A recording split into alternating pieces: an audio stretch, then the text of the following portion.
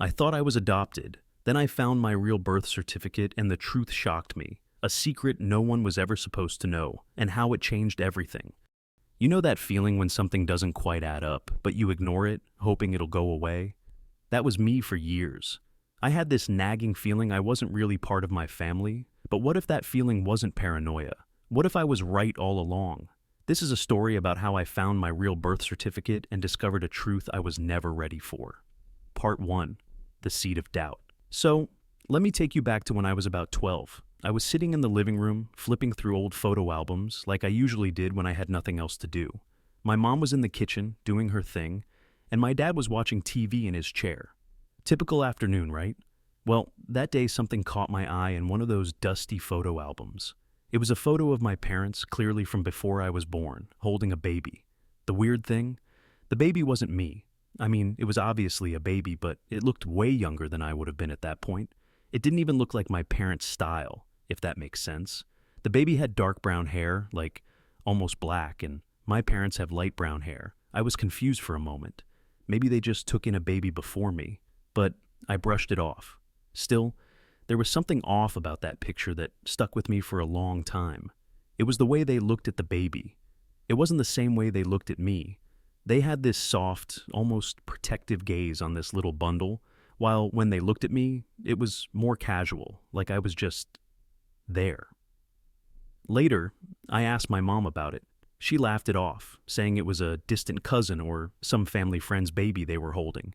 But even then, I felt this strange chill, like there was something she wasn't telling me. It didn't sit right. I tried to bury it.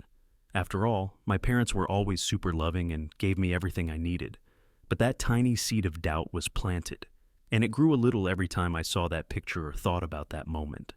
I wasn't adopted, I told myself. I just had a weird moment of confusion. Still, that feeling lingered, nagging me.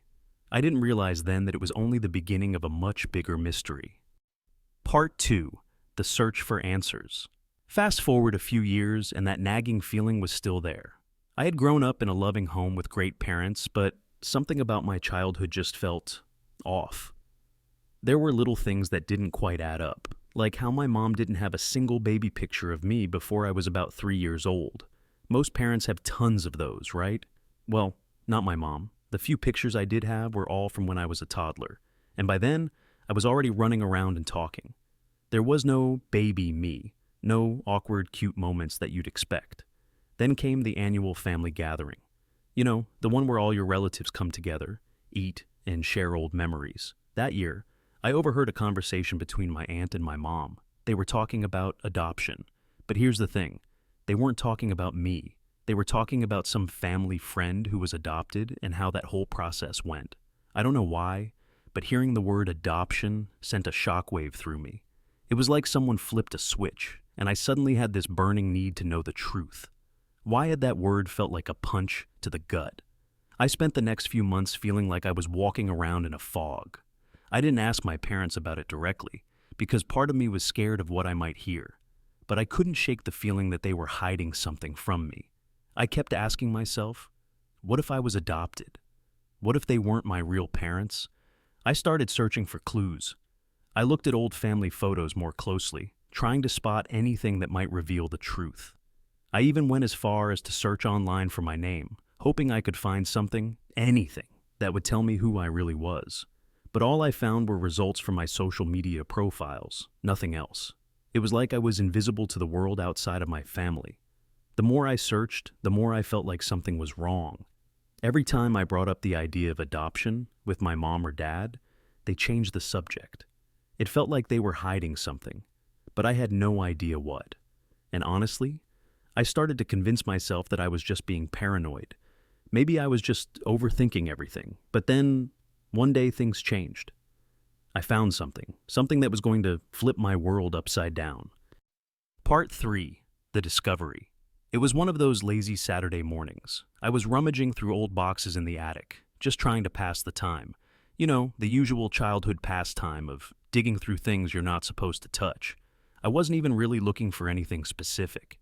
But then I came across an old file folder hidden in the back corner. It was dusty, wedged between some old family albums and paperwork I didn't recognize. At first glance, I didn't think much of it. I assumed it was just more random paperwork from my parents' past. But then I saw the label. Adoption papers. My heart sank. My mind instantly went into overdrive. I didn't know what to think, and I definitely didn't know what to do. Part of me felt like I shouldn't even open it. I mean, these were my parents' personal papers, right? But another part of me, the one that had been questioning everything for years, needed to know. I had to find out what was inside. So I opened it. What I found made my hands shake. There, in black and white, was a birth certificate. But not mine. It wasn't for the name I'd always known. It had a completely different name on it, one I'd never heard before. It was mine, but not mine at all. The birth certificate listed a different set of parents, a different city, a different state. And what blew my mind even more? The date of birth on the certificate didn't match the one I'd always been told. I had been born months earlier than I had been led to believe. At first, I couldn't breathe. I stared at it, my eyes glued to the paper in disbelief. Was this some kind of sick joke? I checked again, but everything matched up. There was no denying it. I wasn't just looking at some old, irrelevant document. I was staring at the truth. The real truth. I quickly shoved the papers back into the folder and stuffed it under my shirt, running downstairs to my room. My heart was pounding in my chest, like it was going to burst. I needed answers. But what was I supposed to do now? What if I was wrong? What if this was all just some kind of mix-up? But deep down, I knew the truth. It was like the final piece of a puzzle had just fallen into place. Part 4. Confronting my parents. Okay, so now I had this life-changing information in my hands. My heart was racing, and I was totally spiraling. I mean, I had no idea what to do next. Should I just confront my parents right away? Should I dig deeper?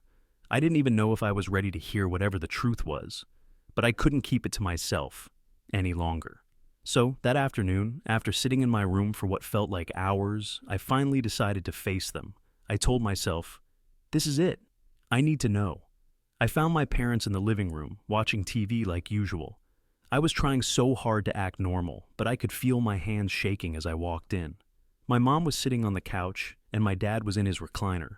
I stood there for a second, debating if I should just blurt it out or ease into the conversation. But my thoughts were all over the place, and I ended up saying the first thing that came to my mind. Mom, Dad, I found something.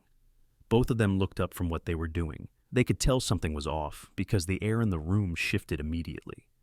What's wrong? My dad asked, his voice soft. I hesitated, feeling like I was about to say something that could change everything.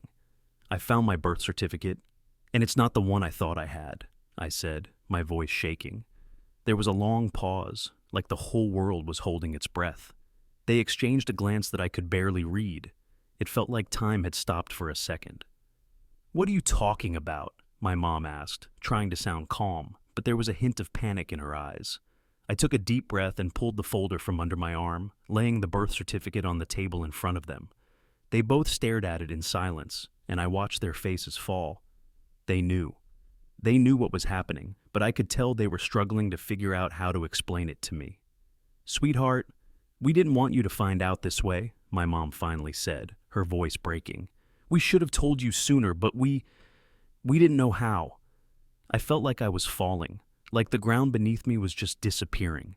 The truth was out there, but hearing it said aloud made it all so real. The shock and confusion were taking over. But I managed to ask, why didn't you tell me? There was a long silence before my dad spoke up. We were afraid you wouldn't understand. We didn't want you to feel different. I could tell they were both on the verge of tears, but my mind was in total chaos. I didn't even know what to feel. I didn't know whether to be angry, sad, or relieved. All I could do was sit there in stunned silence as they finally admitted the truth I'd been looking for all these years. I had been adopted. Part 5. The Aftermath of the Truth. The room was quiet, heavy with the weight of what had just been revealed.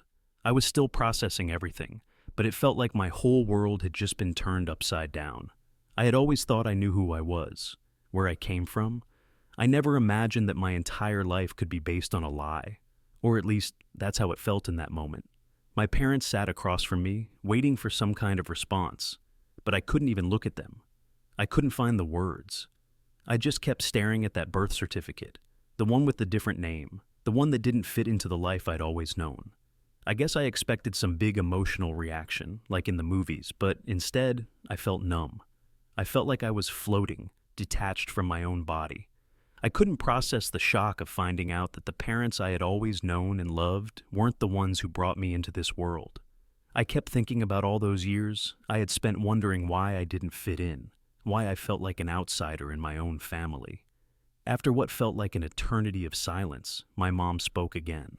Her voice cracked, like she was barely holding it together. "We were afraid to tell you, because we didn't want you to feel abandoned or rejected. We've always loved you as our own, and we never wanted you to doubt that." I could hear the sincerity in her voice, but it didn't make the pain go away. I was overwhelmed with a rush of emotions: confusion, anger, sadness, and this deep, unsettling feeling of betrayal. It wasn't that I didn't love my parents. I did. I loved them more than anything. But now I was forced to question everything. Who am I? Where do I really belong? These questions hit me like a ton of bricks. "I don't know what to say," I finally whispered, barely above a breath. "Why didn't you tell me earlier? Why did you wait until now?" My dad, usually the calm and collected one, had a tear in his eye when he spoke. "We thought you were too young to understand. We thought you might not take it well, and we didn't want to risk losing you. But the longer we waited, the harder it became to tell you. We should have trusted you more." I sat there, trying to make sense of everything. The truth felt like a punch to the gut, but it also left me with this strange sense of relief. At least now I knew why I'd always felt like something was missing, but that didn't make it hurt any less. "I'm not mad at you," I said, my voice barely a whisper. I don't know what to think anymore." My parents nodded, understanding the weight of what I was feeling, but it didn't change the fact that my life had just been shaken to its core. Part 6. Trying to make sense of it. All that night, I couldn't sleep. I kept replaying the conversation with my parents over and over in my head, trying to piece together everything I'd just learned. It was like my mind was on overdrive, but I couldn't make sense of any of it. Everything felt out of place. My entire sense of identity was shaken. I kept asking myself the same question: who am I? The name on that birth certificate felt so foreign to me, like it didn't belong. It wasn't just a name, it was a reminder that everything I knew about myself was based on a truth I had never been told. The more I thought about it, the more I felt like I didn't know myself at all. I started to question everything I'd ever known. My childhood, my memories, the stories my parents told me about my birth. It all started to feel like fiction. Were they just making it all up? Or was I really part of this family in the way I always thought I was? I wanted answers, but I didn't know where to start. I felt like I had just been handed a puzzle with half the pieces missing, and I didn't know where to find the rest. I needed to know about my birth parents. What were they like? Why did they give me up? Was I ever going to meet them? Or was I supposed to just let this new identity consume me? For the next few days, I tried to act like everything was normal. I went to school, hung out with friends, did my usual routine, but in the back of my mind, I couldn't stop thinking about my birth parents. I felt this pull, this curiosity that was impossible to ignore. It was like I needed to know who they were, why they made the decisions they did, and whether there was any chance I could connect with them. But there was one problem. I had no idea where to start. My parents had kept everything so secret for so long. They had never mentioned anything about my birth parents, and now I felt like I was trapped in a world of unknowns. I didn't even know if they had any information about them. I needed answers, but I didn't know where to go. So, I started researching. Late at night, I would Google adoption agencies, search forums, even look up people who had been adopted, just to try to find some kind of answer. It felt like searching for a needle in a haystack, but I couldn't stop myself. And then one day, after weeks of searching, I found something. Part 7. The Search for My Birth Parents.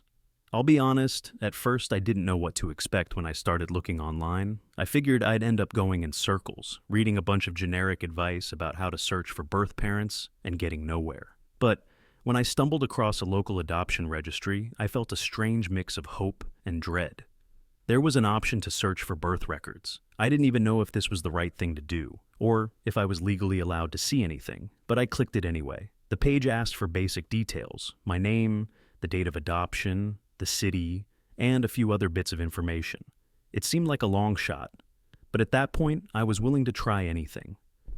I entered everything I could remember, including the name on my birth certificate. And then, I hit search. For what felt like an eternity, I sat there staring at the loading screen. I kept telling myself that nothing would come up, that this would be another dead end. But I was desperately hoping I was wrong. And then, there it was. A name. A name that was completely unfamiliar to me. A list of details about my birth parents that sent a jolt of recognition through me. They weren't just names. They were real people. People who had once held me, raised me for a short time, and then decided to give me up. I couldn't even process what I was seeing at first. I kept scrolling, reading the details over and over again. They weren't just ordinary people. They had lives, stories, and families of their own. My birth mother had come from a small town a few hours away. She was in her 20s when she had me, and it looked like her family had been going through some tough times at the time. My birth father's name was listed too, but there wasn't much about him. Just a note that he had been out of the picture for years. But there was something more. A contact email for an adoption agency. A place where I could find out more information if I wanted. I hesitated for a moment, heart pounding. It felt like I was on the edge of a cliff, looking down at a whole new world that I wasn't sure I was ready for. I quickly closed the page. I couldn't go any further. What would I even say to these people? Could I really handle it? What if they didn't want to hear from me? What if everything I thought I knew about my life was about to be ripped apart again? But the truth was, I couldn't let it go. I had spent years wondering, years questioning who I was, and now I had a chance to find out, to find them. The problem was, I had no idea what I was supposed to do with this information. Did I want to meet them? Or was I better off leaving the past where it belonged? Part 8, reaching out. So here I was, staring at this contact information from my birth parents. I had no idea what to do with it. In a way, it felt like the hardest decision I'd ever had to make. I had spent my whole life thinking I knew who I was, but now, the reality of being connected to these strangers, these real people with their own lives, was a lot to take in. But I couldn't back out. I had to know. After a sleepless night of second-guessing myself, I sat down at my computer and opened the adoption agency's email. My hands were shaking so badly that I almost couldn't type. What was I supposed to say? Was there a right way to do this? I ended up writing something simple but to the point. I explained who I was, that I'd found the information on their registry, and that I was hoping to learn more about my birth parents. I didn't want to sound too eager, but I also didn't want to sound distant. I just wanted the truth. I pressed send and immediately regretted it. I felt like I had just opened a door I couldn't close. My stomach was in knots, my mind racing with all the possibilities. What if they didn't reply? What if they didn't want to meet me? Or worse, what if they didn't even care? I spent the next few days in a haze, checking my email obsessively, even though I knew I probably wouldn't get a response right away. The uncertainty gnawed at me, but at least I felt like I was taking control of the situation, for better or worse. And then, 4 days later, I got a reply. I almost didn't believe it when I saw the subject line. Your inquiry about birth parents. My heart skipped a beat. I opened the email so fast I almost ripped the screen off the computer. It was from the adoption agency, and they said they'd contacted my birth mother to confirm my identity. She'd agreed to talk to me. I didn't know whether to cry or laugh. My birth mother wanted to talk to me? This was real? This was actually happening? They gave me her contact information and said she would be expecting me to reach out, but there was no pressure to meet her in person. It was up to me. I sat there, staring at the email for what felt like forever, trying to absorb the weight of it all. This was it. This was my chance to connect with the person who gave me life. But I was terrified. What if she didn't like me? What if everything I thought I knew about myself would change the moment I spoke to her? Part 9. The first conversation. The next few days felt like an eternity. I kept telling myself that I needed to reach out to her, but I couldn't bring myself to do it. What was I even supposed to say? It felt so surreal, like I was living in some strange alternate reality. I had spent all this time looking for answers, but now that I had them, I felt paralyzed. Was I ready for this? Finally, after a lot of pacing around my room and talking myself in and out of it, I decided to call the number. My heart was pounding in my chest. My palms were sweating. I felt like I was about to call someone famous, or worse, someone who didn't even want to talk to me. The phone rang, and rang, and rang. Just when I was starting to think she wouldn't pick up, I heard a voice on the other end. Hello? I froze. That voice. I didn't know how to explain it, but there was something so familiar about it. My breath caught in my throat. For a moment, I couldn't even speak. I had imagined this moment 1,000 times, but nothing could have prepared me for the real thing. Hello? She asked again, this time with a little more concern in her voice. I'm sorry, is this birth mother's name? I finally managed to croak out. My voice sounded foreign to me, shaky, uncertain. Yes, this is her. Who's this? She asked. I took a deep breath. My name is your name. I'm your daughter. I think I'm your daughter. There was a long pause on the other end. The silence was deafening. My mind raced as I wondered if I had just made the biggest mistake of my life. And then finally, she spoke. Your name? Her voice cracked, and I could hear the emotion flooding through. Oh my God, it's really you. At that moment, everything changed. All the doubt, the fear, the confusion, it melted away in an instant. There was no turning back now. She knew who I was. And in that moment, I realized that despite all the years apart, there was something powerful connecting us. Something that I couldn't explain, but I could feel it deep in my bones. She apologized for the delay in responding to my email, explaining that she needed some time to process everything. And then, in a soft, almost hesitant tone, she said, I've thought about you every day since I had to give you up. I've wanted to meet you, but I was scared. I was scared you wouldn't want me. I didn't even know how to respond to that. But what I did know was that hearing her say that made all the pain of the last few days and weeks feel a little less heavy. She didn't abandon me. She had thought about me. And that was enough to make my heart ache with emotion. We spent hours talking that day, talking about the past, about what happened, and about why she made the choices she did. There was a lot of pain, a lot of regret on both sides, but there was also a sense of understanding, something that made the years of separation feel like they could be forgiven, even if I still didn't fully understand everything. By the time we hung up, I felt like a weight had been lifted off my shoulders. It wasn't a perfect resolution, and there were still so many unanswered questions, but for the first time in my life, I felt like I had connected with a piece of myself that had been missing for years. Part 10. Meeting in person. After that phone call, everything felt different. For the first time, I felt like I had a direction, a sense of closure. But it wasn't enough just to talk over the phone. I needed to meet her, to see her face to face. It took a few more weeks of planning. We talked every day, sometimes for hours, and slowly I started to feel less like a stranger to her. There were still so many things I didn't know, but I was starting to realize that no amount of time could ever erase the bond we shared. We may have been separated for years, but there was an undeniable connection between us. Finally, we set a date. I was so nervous I could barely breathe. My parents, who had been incredibly supportive, even though I could see the hurt in their eyes, encouraged me to go. They had their own emotions to work through, but they knew this was something I had to do. And as much as it scared me, they also knew that I needed this for my own peace of mind.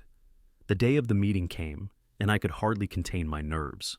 I was terrified, excited, and overwhelmed all at once. It felt like I was preparing for some life-altering moment. And honestly, I didn't know if I was ready for it. We agreed to meet at a small park halfway between where she lived and where I grew up. I arrived early, pacing around the parking lot, trying to calm my racing thoughts. Every time a car pulled up, I held my breath, hoping it was her, but also dreading it. And then, finally, I saw her. She stepped out of the car, and for a moment, I couldn't move. She was just standing there, looking around, and then she looked straight at me. There was no mistaking it. Even though we were strangers, even though I had never seen her before, there was something in her eyes. I saw myself in her. It wasn't just her face. It was the way she carried herself, the way she moved. the way she looked at me as if she was seeing a ghost from her past. We walked toward each other slowly, both of us unsure of how to bridge the gap that had stretched between us for so long. The first words I said were probably the hardest words I've ever spoken. "Hi, Mom." It was a simple greeting, but it felt like 1,000 emotions packed into 2 little words, and when she heard it, something in her cracked. She let out a small, choked sob, and in that instant, she pulled me into her arms. "I'm so sorry," she whispered, her voice breaking. "I've thought about you every day." And then it hit me. All the years of wondering, all the pain, the confusion, the questions, it all melted away in that moment. I was standing there in the arms of my birth mother, a woman who had loved me from a distance for so long, even though we hadn't been together. We sat on a bench, talking for hours, learning about each other, filling in the blanks that had been left in my life. She told me about my biological father, how things had been difficult for them both, and how ultimately, they felt that adoption was the best option for me. It wasn't an easy decision, and there was so much pain wrapped up in it. But she was honest with me, and I appreciated it more than I could express. And though there were still many unanswered questions, many more layers to peel back, I knew that meeting her was the right thing to do. It wasn't perfect, but it was the beginning of something that had been missing in my life for so long, a relationship with the woman who gave me life. Reflecting back on everything, I can't help but feel a mixture of emotions. My journey was never about finding the perfect answers, because sometimes life isn't about having everything neatly figured out. It's about learning to embrace the unknowns, the surprises, and even the painful moments. What I discovered is that family isn't defined by how we're related by blood. It's built on love, effort, and the desire to understand each other. Meeting my birth mother, hearing her side of the story, and piecing together the past wasn't easy, but it was worth every moment. It wasn't about replacing my parents, it was about expanding my heart and my understanding of who I am. The truth, however complicated or uncomfortable it might be, gave me the clarity I didn't even know I was seeking. And for everyone out there who's faced an unexpected truth or is dealing with family struggles, know that you're not alone. We all have our own unique stories, but in the end, we all deserve peace, understanding, and connection. If you found this story relatable, or if it made you reflect on your own family journey, I'd love to hear from you. Drop a comment below and let me know if you've ever gone through something similar, or share how this story made you think about your own life. And if you want to see more stories about overcoming challenges, finding your true self, or navigating complex relationships, be sure to hit that subscribe button and turn on notifications so you don't miss out on the next video. Thanks for watching, and I'll see you in the next one.